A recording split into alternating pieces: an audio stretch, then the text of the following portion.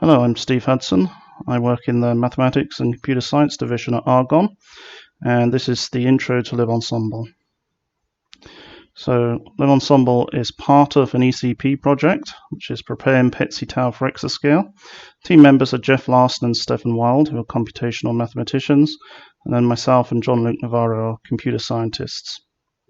So it is a Python package for running dynamic ensembles. It works with any user application, unmodified, and the user will call libEnsemble from a Python script, and they will provide a generator and simulator function, which are also Python scripts. I may abbreviate these to sims and gens. So the generator will be generating inputs for simulations, and then the simulator will run and manage the simulations. We employ a manager-worker execution model, whereby the manager is orchestrating the ensemble and the workers are running either sims or gens. And we also ship with a growing library of example sim and gen functions. And I'm going to give one example here, which is apossum, the asynchronously parallel optimization solver for finding multiple minima. So here we have a contour plot of a scalar simulation output. It's 3 minima to find, and apossum will start by random sampling until it finds what it thinks is a promising point in the region, and at that point it turns red, and then it's running local optimization runs to determine successive points and hone in on those minima. So having found 2, it can continue sampling, trying to find the best point in a region, and anytime now it should find that third point there that it's honing in on, and there it is, and then it hones in on the final minima. So I'm just going to look at what I'll call front and back end considerations when we're thinking about things like interoperability. So the front end is what I've mainly talked about so far, things like how you specify the ensemble in a portable way using your sims and gens. I'll also mention here that the manager runs an allocation function. That is also exposed as a user function. But most users simply take one of the examples, which takes several options, and that will allocate work to workers. It will decide things like when results are returned to the manager. There is resource management that happens at that point, and that helps us to run libEnsemble consistently across different systems. We do support cancelling killing of simulations. So, for example, if a generator is running an optimization and it considers that it's looked the wrong way, it may then send out cancellations to previously issued simulations, and if they have not already been sent to a worker, the allocation function won't send them out, but if they are, the manager can send out kill signals. I also mentioned that we're a member of the XSDK, so we do have various math libraries which we use within our sim and gen functions. So coming on to the back end, that's more how we interact with the system. And I'll say that libEnsemble is a complete toolkit. We do have our own executors, our own resource detection. We can run with minimal required dependencies from laptops, clusters, and supercomputers.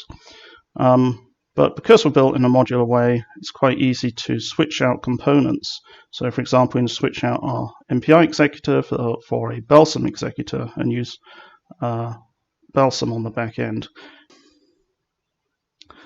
So just to talk briefly about the built-in resource management. By default, the available resources will be divided by the number of workers.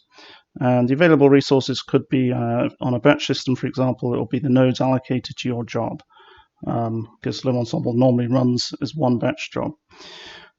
And the division of resources that each worker points to, we call a resource set. So by default, you're going to have one resource set per worker, and it's as simple as that.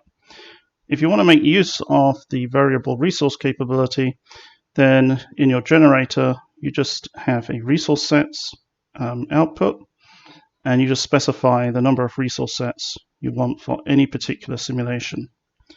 And then the allocation function transparently will assign resources to your workers. So this is just one example of how this might vary. And then the resources will be allocated in a dynamic way to the workers.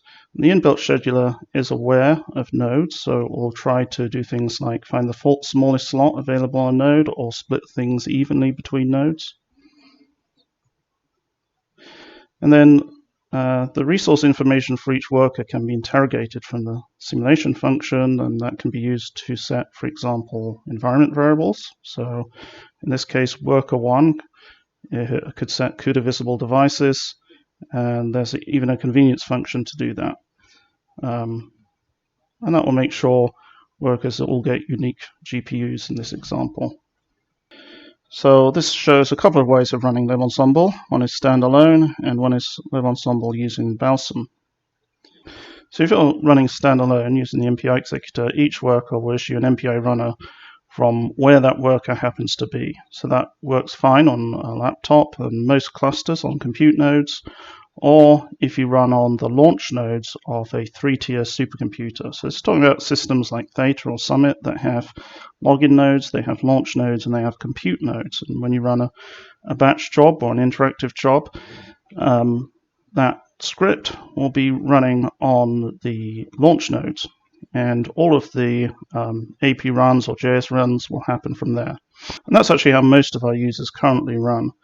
But in some cases, people might want to run libEnsemble itself on the compute nodes of those systems, and they can't issue AP run or JS run from the compute nodes.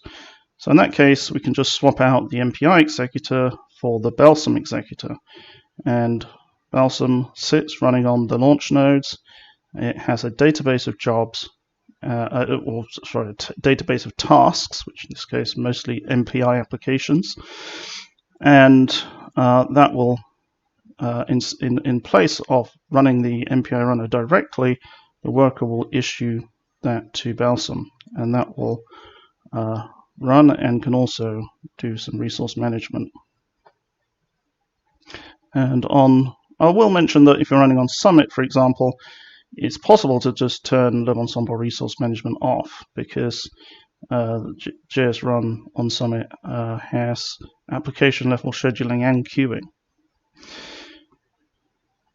And this is just showing other ways that you could run. I'll quickly draw your attention to the bottom left, where you can see how it's possible to run workers over nodes, co-located with launched applications. And also something I didn't mention with Balsam was hoping in the future to use Balsam to run launching tasks onto different systems.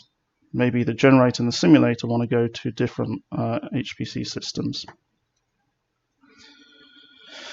And finally, this is just a quick look at a use case, which is using particle accelerators and emittance minimization. And this is a case using Opal, I should say. This is a case that's run 1,000 concurrent simulations on Theta. And in the graph you see a histogram where the blue shows the completed simulations and the orange shows simulations that were killed, thus saving overall time. And now I'm just going to give a very quick example of how to get up and running with libEnsemble. Okay, so you can just pip install libEnsemble, but if you want to play with the examples, you might decide to clone from the repo. I'm just going to go through what's on the left here. So now you change drive to libEnsemble. I'll just do a local install here. And then if we go into libEnsemble test regression tests, see there's a whole bunch of tests to play with here. And let's just try one of the simplest ones here, which is test uniform sampling. I'll go with local comms and 3 workers. And you'll see it's produced some output. We've got the history file here, which is a NumPy array, libstats, which has 1 line for each simulation. And then to a slightly different example, if we go to scaling test forces, this one uses the executor, so we're going to build an application. And we also have a symfunc here. So if we're going to run in the same kind of way again, local comms, and this time it's running those applications, you'll see there's an ensemble directory created, and that's got some subdirectories in there for each simulation. And ensemble.log, you'll see, has the actual run lines. And then if you did actually want to run with MPI run, you need MPI for Pi installed. I've not installed that in this Conda environment that I've just made for this demo.